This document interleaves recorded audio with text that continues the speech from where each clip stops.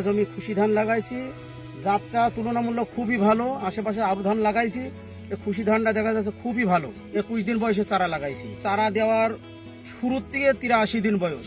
অন্য ধানের চাইতেও এই রোগ বালা কম আছে, ধানটা পড়ে যাচ্ছে না, বাতাসেও পড়ছে না, ধানগুলো বেশ হেভি শক্ত। অন্যরাও যেন আমার মতো এই খুশি ধানটা আবাদ করে।